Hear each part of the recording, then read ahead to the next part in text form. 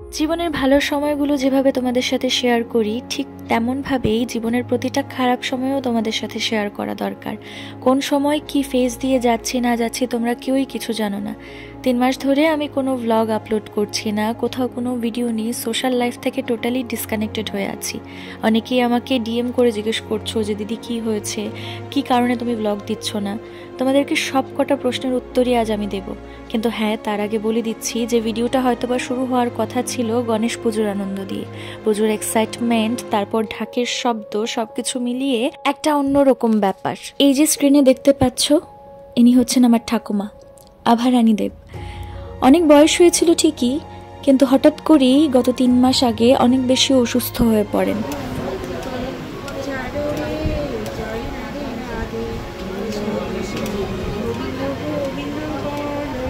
ঠিক গণেশ পুজোর পরপরই রোজ দিন একটা রুটিন হয়ে গিয়েছিল। হসপিটাল থেকে বাড়ি, রোদ বৃষ্টি ঝড় তুফান কিছুই আর গায়ে লাগছিল না। আমাদেরকে চিনতে না পারলেও মাঝে মাঝে হাতের মধ্যে চিমটি কেটে একটু জানান দিয়ে দিত যে আমি এখনো আছি দুধের পাশে।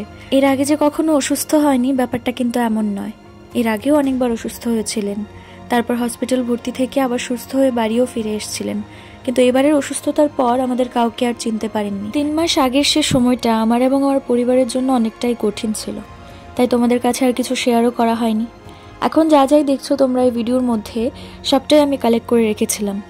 হয়তোবা জানতাম মনে মনে যে আর বেশি দিনের জন্য সবকিছু নয়, কিছু সময়ের জন্য হলেও তো এই শান্তিটুকু ছিল আমার কাছে।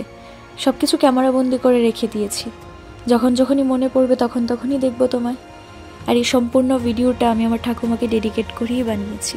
শেষ স্মৃতিটুকু যতটুকু আমি কালেক্ট করতে পেরেছি সবটা আমি রেখেছি আমার কাছে। হয়তোবা বাকি সময়টা এই ভিডিওগুলো দেখেই তোমাকে মনে রাখবো।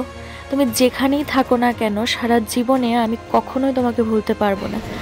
রাধে রাধে, জয় রাধে রাধে, জয় রাধে রাধে, গোবিন্দ গোবিন্দ, জয় রাধে গোবিন্দ। নমস্কার করে জয় রাধে গোবিন্দ। পরম দয়াল পরম পিতা তুমি রক্ষা করো। সে সময়টা থেকে একটু রিকভারি হতেও আমার 3 মাস সময় লেগেছে। আমি ভুলতে পারছি না কোনো কিছুই। প্রত্যেকটা জিনিস মোবাইলে ক্যামেরাবন্দি করা আছে। সব কিছু যখন হঠাৎ দেখতে পাই চোখের সামনে ভীষণ কষ্ট হয়। কখনো ভাবিনি যে এত তাড়াতাড়ি চলে যাবে। সেদিনও বসে বসে অনেক কথা বলছিলে, জানি না কি বলছিলে, কিন্তু মনে হচ্ছিল যে আমি সব বুঝতে পারছি তোমার কথা।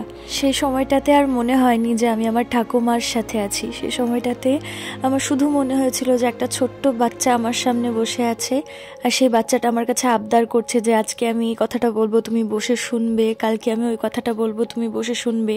সবটাই এরকম ছিল। তারপর হঠাৎ করেই সবকিছু শেষ হয়ে গেল। জীবন সত্যি অনেকটা আনএক্সপেক্টেড। এই সম্পূর্ণ সময়টা থেকে তো আমি এই জিনিসটাই শিখেছি। জানতাম আগে থেকেই যে চিরস্থায়ী কেউই নয়, সবাইকে একদিন না একদিন যেতে হয়, কিন্তু এই যে হঠাৎ করে ছেড়ে চলে যাওয়ার ব্যাপারটা, সেটা সত্যি মানিয়ে নেওয়া অনেকটা বেশি কষ্টকর।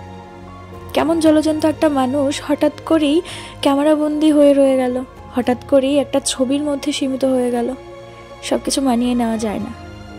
তোমাকে সারা জীবন মনে রাখবো আমরা, কখনোই তোমাকে ভুলতে পারবো না। শেষ সময়ে তোমার সাথে কাটানোর সময়টা সারা জীবন স্মৃতি হয়ে থাকবে আমার কাছে। আর আমি জানি তোমার আশীর্বাদের হাত যতদিন আমরা বেঁচে থাকি আমাদের মাথার উপরই থাকবে। জানে ও কোন সা দেশ জহাঁ তুম চলে গয়ে।